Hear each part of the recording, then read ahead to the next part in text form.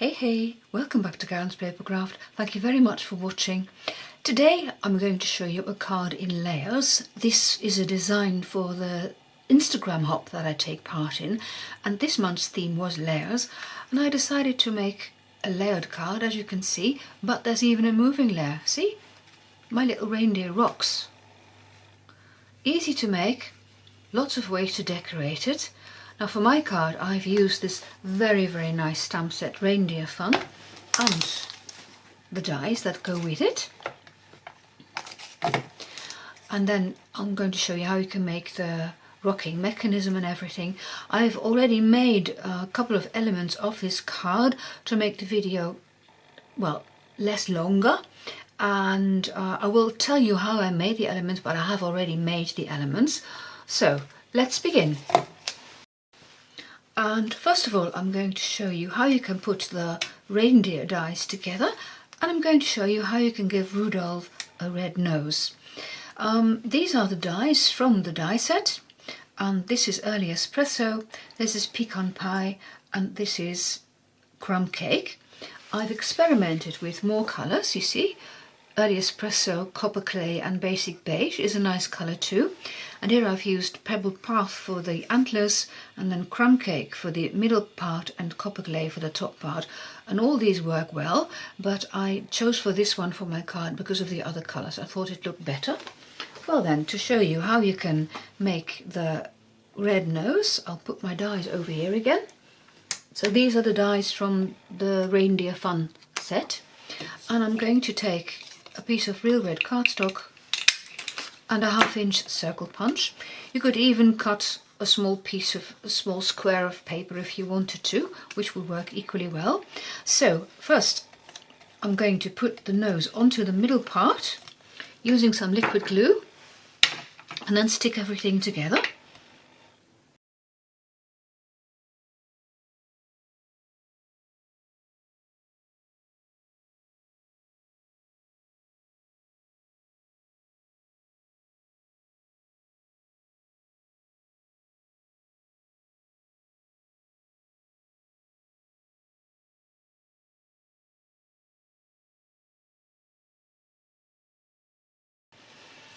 So that's how you give Rudolph a red nose, and I'm going to use some ink to ink around the edges,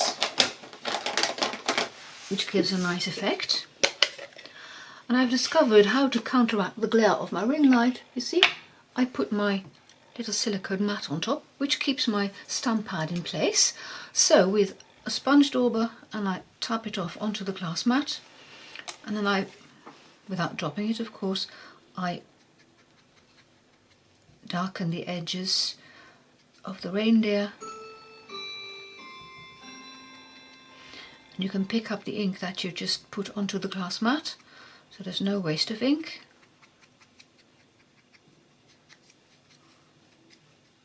And by giving the edges just this light bit of darkness, you create depth to your image. Okay, let me get rid of my stamp pad and leave this to dry for later on. I'm going to show you the card base. This is a piece of garden green, 11 inches by 4 inches. Now 4 inches on purpose because I didn't want the mat on top to be wider than 3 inches. If you cut it down to 4 inches you get the proper ratio. So as I said, 11 inches by 4, scored in half at 5.5. And I'll give you the centimetres in a minute. First let me get my bone folder. Oops. In centimetres that is 28 by 10.1, and you score this at 14 centimetres. And first I'm going to stamp on it, and the same stamp that I used on the circle I'm going to use to stamp all around the edges of this card in garden green. So I'm stamping in the same colour. And looking for my stamp set, there it is, tiny stamps, and I want a small block. Okay, so I'm going to stamp all around it, and I alternate my stamp every now and again so that you get a different look in the stars and the dots.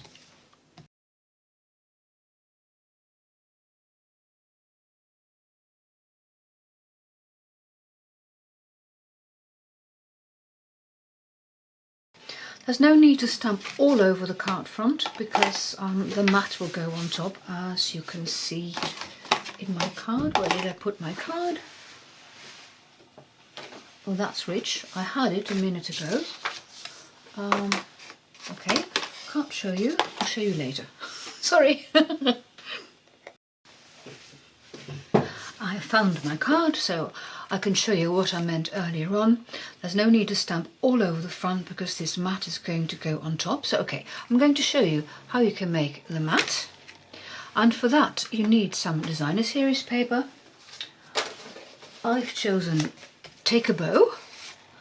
Some people might say take a bow, but of course this is paper meant to make a lovely paper bow, but I'm going to use it today for something else.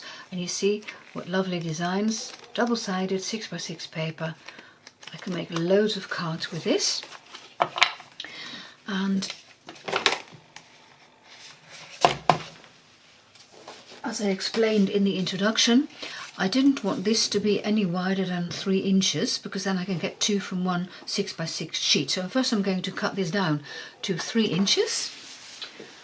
I need my trimmer for that.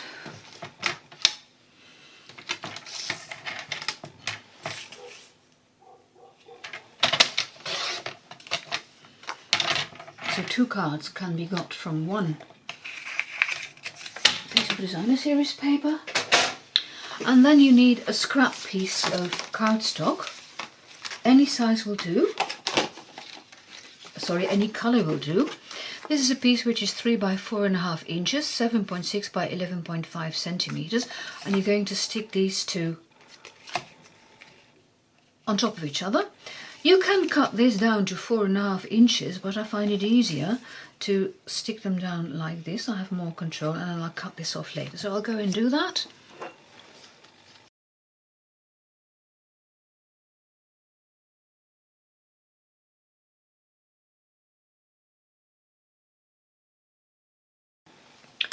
Using your bone folder like that helps to spread the glue, and then I can cut this piece off.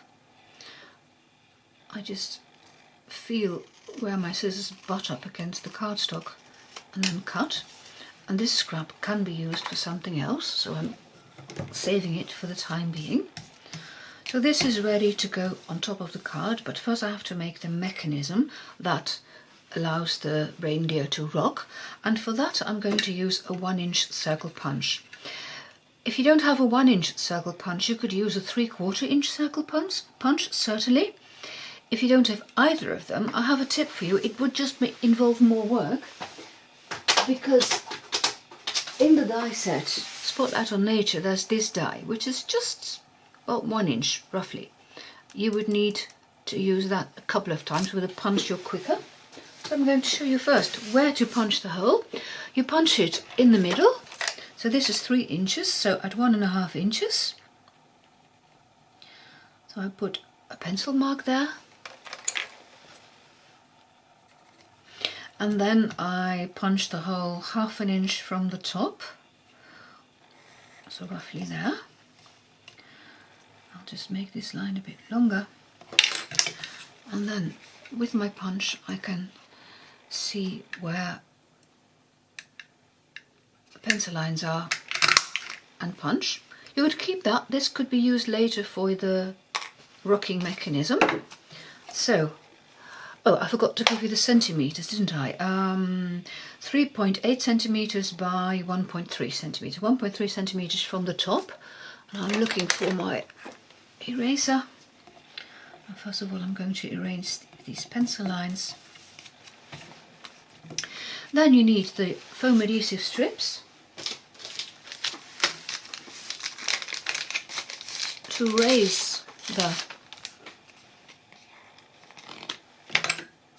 mat on the card, because you want the turning mechanism to be able to rock.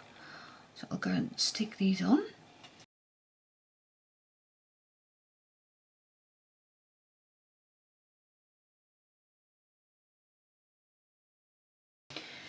It's not a shaker card, so you don't have to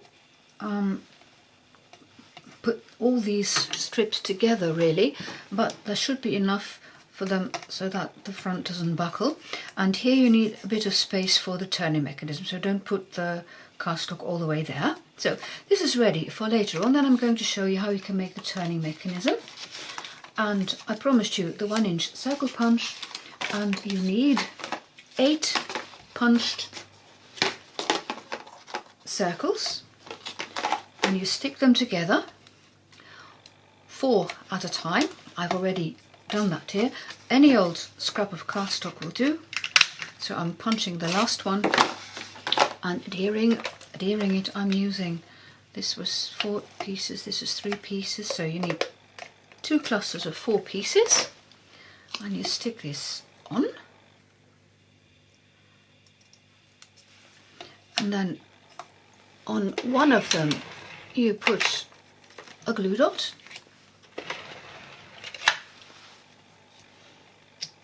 in the middle a glue dot. Oh, listen to me, that is a dimensional, Karin. Oh dear, oh dear. And then I'm putting some tear and tape on the other one. You can do that when it's in the card, but it's just as easy to do it now. So 2 pieces of tear and tape. I'm cutting them with my scissors, such small strips. I find that easier to do, but you go and do what you like. Okay, so that's the glue. Right, then I'm going to put this one underneath, see? And I put the hole on top of the hole, and then I'm going to put this one on top, and this can slide towards the bottom, you see? And this is what rocks the card when you move it. This will move. So you've got 1 piece of 4 on this side and 1 piece of 4 on that. And you see, when that is far away, well, if it's if it's far away enough, this will still be able to rock. If you put that one too close to the edge, your card won't rock. So this then can go onto the card base. I like to put this piece on at an angle.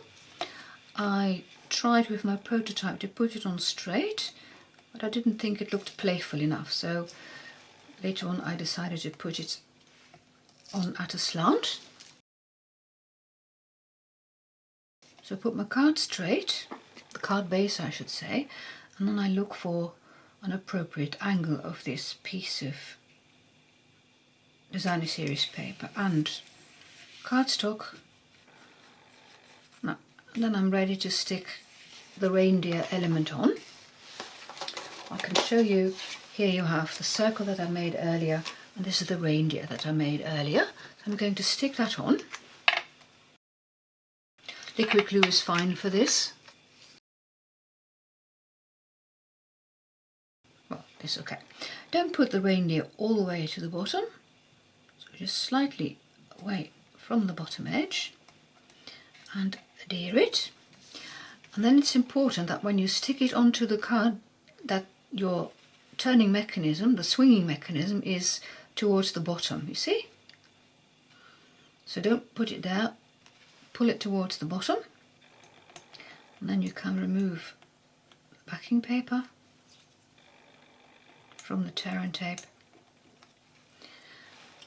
And then I put the reindeer on, and this is towards the bottom, so now I can look for the top there where roughly I want the reindeer to go. Not too close to that hole, because then you will see the mechanism, which you don't want.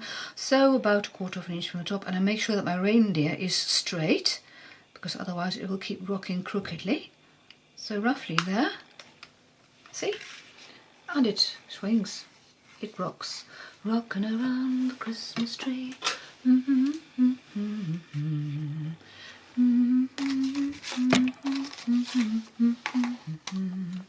You will get a sentimental feeling when you hear voices singing, let's be jolly, deck the hall with boughs of holly.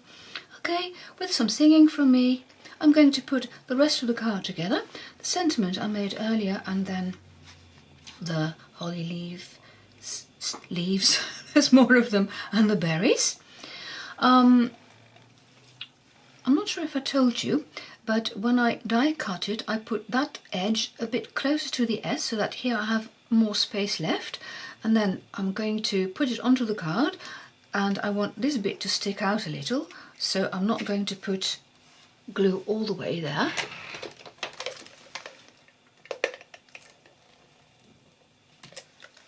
I hope you can see that in the light. And then put my card base straight, and this one straight as well. And then I want the indentation to be almost outside the card. Because the card is 4 inches, it will go into an envelope, but if you have this stick out too far, you won't be able to stick it into an envelope. Then the holly leaves, again I'm using liquid glue for this. And there's a big leaf and 2 smaller leaves, and I like the big leaf to go towards the top left, and that leaf will stick out a bit, so here I'm putting the glue towards the middle. Oh, this bottle is almost empty. There it is. The glue starts to flow again. So you see, I've avoided putting glue at the very tip of the holly leaf because that's going to stick out, and the other parts go onto the card. And the berries, I like to have some dimension, so I'm putting them onto a mini dimensional. It's just large enough to take it, so be careful you do put it in the middle. Remove the backing and you can stick it on. Well, do you think I've succeeded in... I was going to say, why doesn't it rock? Do you think I have succeeded in creating a card with layers? Let me know in the comments. I'd love to hear from you. Thank you very much for watching and see you next time. Bye bye, tot ziens!